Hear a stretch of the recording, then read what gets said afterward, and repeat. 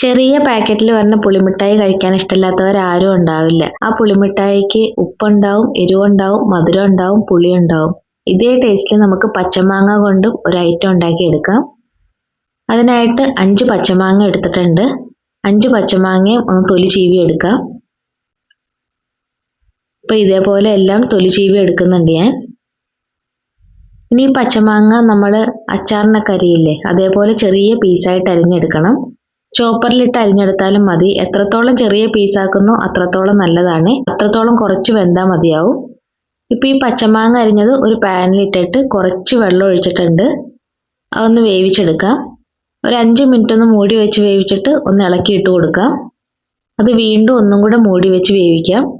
വീണ്ടും ഒരു 5 മിനിറ്റ് കഴിയുമ്പോൾ അതിനകത്തേക്ക് കുറച്ച് ഉപ്പ് ചേർക്കാം, കുറച്ച് ഏലക്കാപ്പൊടി, കുറച്ച് കൂടുതൽ മുളക് പൊടി ചേർക്കുന്നുണ്ട്. ഇതെല്ലാം ഒന്ന് മിക്സ് ചെയ്ത് കൊടുക്കാം. ഇത് നന്നായിട്ടൊന്ന് മിക്സ് ചെയ്തതിന് ശേഷം ഇതിനകത്തേക്ക് ഇനി ചേർക്കാൻ പോകുന്ന പഞ്ചസാരയാണ്. പഞ്ചസാര ഇത്തിരി കൂടുതൽ എടുത്തിട്ടുണ്ട്. പഞ്ചസാരയും കൂടെ ചേർത്ത് ഒന്ന് ഇളക്കി കഴിയുമ്പോൾ പഞ്ചസാര പെട്ടെന്നൊന്ന് ഉരുകി കിട്ടും. മാങ്ങയൊന്ന് വെള്ളം പോലെയാവും. അപ്പോൾ ഇതേ പഞ്ചസാരയൊക്കെ ഒന്ന് ഉരുകി വന്നിട്ടുണ്ട്. അപ്പോൾ ആ വെള്ളം പഞ്ചസാരയുടെ വെള്ളമാണ് കേട്ടോ. അത് വീണ്ടും ഒന്ന് മൂടി വെച്ച് വേവിക്കാം. 2-3 മിനിറ്റ് വേവിച്ച് കഴിഞ്ഞിട്ട് വീണ്ടും ഒന്ന് ഇളക്കി ഇട്ട് കൊടുക്കാം. മാങ്ങ കുക്കാവുന്നതാണ് സമയം. മാങ്ങ എത്രത്തോളം കനം കുറച്ച് അരിയോ അത്രത്തോളം കനം കുറച്ച് തന്നെ അരിയണേ. അപ്പോൾ പെട്ടെന്ന് വെന്ത് കിട്ടും മാങ്ങ. നന്നായിട്ട് പഞ്ചസാര മാങ്ങയിലൊക്കെ പിടിച്ചു വരണം. അതേപോലെ നമ്മൾ വേവിച്ചെടുക്കണം ഇത്. ഇപ്പം ഇതായിട്ടുണ്ട്. ഒത്തിരി സമയമൊന്നും എടുക്കില്ല. കൂടിപ്പോയ ഒരു 15 മിനിറ്റ്. അതുകൊണ്ട് നമുക്കിത് ഉണ്ടാക്കിയെടുക്കാം. ഇപ്പോൾ ഈ രീതിയിൽ ഇതിങ്ങനെ സ്റ്റോർ ചെയ്താൽ നമുക്ക് ബ്രെഡിൻ്റെ കൂടെയൊക്കെ ജാമായിട്ട് നമുക്കിത് കഴിക്കാം. നല്ല ടേസ്റ്റാണ്.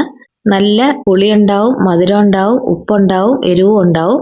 നല്ല ടേസ്റ്റാണ്. ഇനി ഇതേ സാധനം നമ്മൾ കുറച്ച് നെയ്യൊക്കെ ചേർത്ത് ഒന്നും കൂടെ ഒന്ന് വഴറ്റിയെടുക്കാം.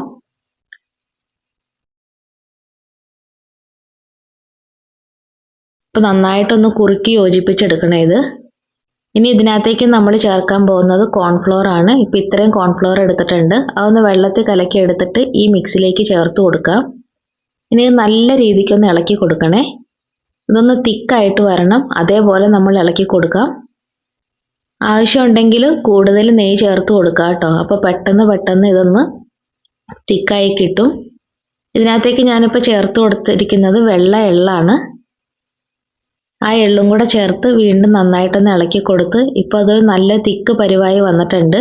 ഇനി ഇത് നെയ്യൊന്ന് ഗ്രീസ് ചെയ്തൊരു പാത്രത്തിലേക്ക് നമുക്കിത് ഒഴിച്ചു കൊടുക്കാം. ഒന്ന് നികത്തി കൊടുത്തിട്ടുണ്ട്. അതിൻ്റെ മുകളിൽ ഒരല്പം കൂടെ എള്ള് തൂവി കൊടുത്തിട്ടുണ്ട്. വൈറ്റ് കളറിലെ എള്ളാണ് കേട്ടോ ഞാനിവിടെ എടുത്തേക്കുന്നത്. ഇനി ഇത് നന്നായിട്ടൊന്ന് ചൂടാറി സെറ്റ് ആവട്ടെ. അപ്പം നമുക്ക് അലുവ മുറിച്ചെടുക്കുന്നത് പോലെ ഇത് മുറിച്ചെടുക്കാം. ഈ അലുവയ്ക്കും നമ്മൾ പറയണ്ടല്ലോ, എരിവുണ്ടാവും, പുളിയുണ്ടാവും, ഉപ്പുണ്ടാവും, മധുരം ഉണ്ടാവും, എല്ലാ ടേസ്റ്റും ഉണ്ടാവും. ഇതൊന്ന് എല്ലാവരും ട്രൈ ചെയ്ത് നോക്കണം. ഇഷ്ടമായ ചാനലൊന്ന് ലൈക്ക് ചെയ്ത് സബ്സ്ക്രൈബ് ചെയ്യണേ. താങ്ക്